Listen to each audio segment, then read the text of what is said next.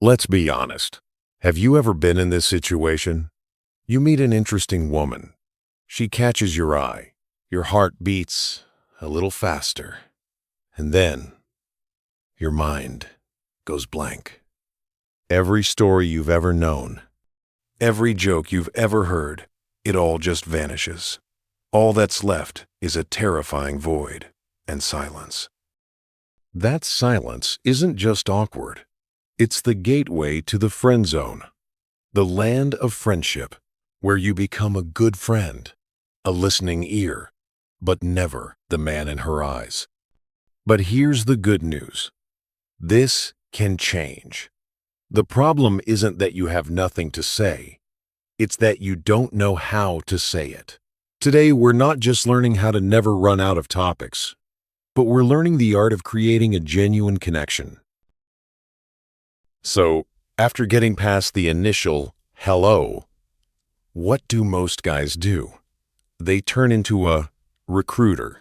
An interview begins. What do you do for a living? Did you have a busy day at work? Where are you from? What are your hobbies? Ask. Wait for an answer. Then, ask again. The conversation becomes a dry series of facts. It has no emotion, no connection, no life. You're collecting data, not building a relationship. And the result? She feels bored, and you feel exhausted. Why does this happen? Because you're putting all the pressure on yourself to ask for new topics. You're digging a hole instead of building a bridge. So, what's the key? It lies in a subtle but incredibly powerful shift. Instead of asking a new question, make a comment or a statement based on her answer. Let's look at the difference. The old way. The interview. Do you like to travel? Her, yes, I love it. I just got back from a trip to the Amalfi Coast. Oh, who did you go with? Just another question. The new way. The dialogue. You. Do you like to travel? Her. Yes, I love it. I just got back from a trip to the Amalfi Coast. The Amalfi Coast. I can just picture those colorful cliffside villages and the blue sea. That place has such a classic, romantic beauty. I prefer places like that over noisy cities. This is a statement, a sharing. It opens up emotion and perspective. See? You took the information and turned it into a piece of the conversation puzzle. You're sharing your own feelings and thoughts. This creates a connection. She can agree, disagree, or tell you more about the trip. The conversation suddenly becomes natural and alive. When the conversation is going well, many men make a mistake. They become too easygoing, too nice. They nod, along with everything. They become a good friend, and the attraction disappears. Women are attracted to men who have standards, who are selectors. You don't need to be arrogant, but be an evaluator. Challenge her subtly. For example, if she says, "I'm a very messy person," instead of saying, "Oh, that's okay," you can smile and say, "Oh, I see. Well, I might have to reconsider inviting you over to my super tidy apartment then." This isn't criticism. This is playfulness. It creates positive tension. It implicitly says, "I have my standards, and I want to see if you meet them." This makes her want to prove her value to you. This is perhaps the most crucial leap. We men live in a world of facts and logic. Women often communicate in a world of emotion and meaning. The key to truly touching her heart is to speak her language. The technique is called cold reading. Basically, It's making an educated guess about her personality or emotions based on observation and intuition. For example, instead of asking, "Are you an introvert or an extrovert?" try saying, "You know, I get the sense that on the outside you're very energetic and easygoing, but I'd bet you also have very quiet, reflective moments where you just want to be alone and enjoy your own space." A statement like that is very hard to refute because it's almost always true for everyone. More importantly, it shows you're trying to truly understand her, not just hear what she says. It takes the conversation from the surface down to the depths of the soul. There is nothing more attractive than a man with a fire of passion in his eyes.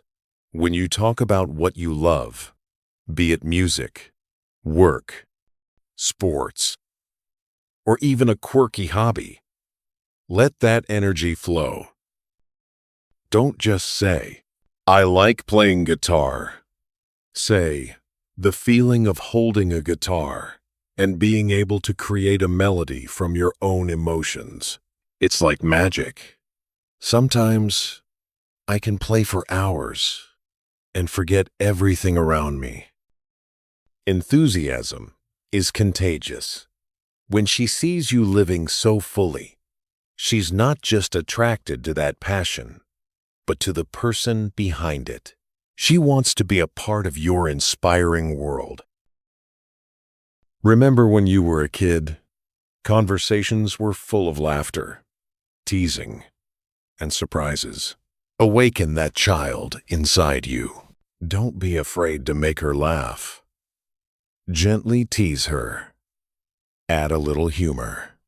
If she says she really loves food, you could say, "Oh, really?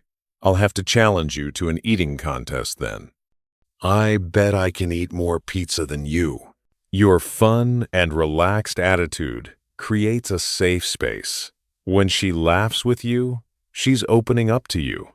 And science has proven we tend to feel bonded to those who make us laugh. The reason we run out of topics is that we treat each topic as a separate island. The key is to build bridges between those islands. When you tell a story, don't just state the events. Plant topic seeds within it. For example, instead of saying, "I used to play the piano," say, "I used to play the piano as a kid. Actually, it was my father's idea. He always said, music nurtures the soul." Looking back, it's one of my fondest childhood memories, even though I hated practicing back then. In this statement, you've provided at least 4 bridges for her to latch onto. Your father can ask about your family. The view on music is greater than she can share her views. Childhood memories is greater than she can talk about her childhood. Hating practice can relate and talk about something she had to do. You don't need to change the topic. You just need to provide enough anchor points and let her naturally choose one to explore. Finally, remember this. A woman might not remember every word you said, but she will always remember how you made her feel. You could be the most interesting man in the world, but if you make her feel bored, anxious, or negative, she will associate those emotions with you. Conversely, if you give her laughter, excitement, a feeling of being understood and challenged, she will want to be with you to feel more of that. So, don't just learn how to talk. Become an emotional architect. Be the man who knows how to create a positive and memorable emotional experience. Starting today, apply these principles, not as a formula, but as a part of who you are. A confident, deep man who knows how to listen and create a genuine connection. You deserve to have that. Good luck.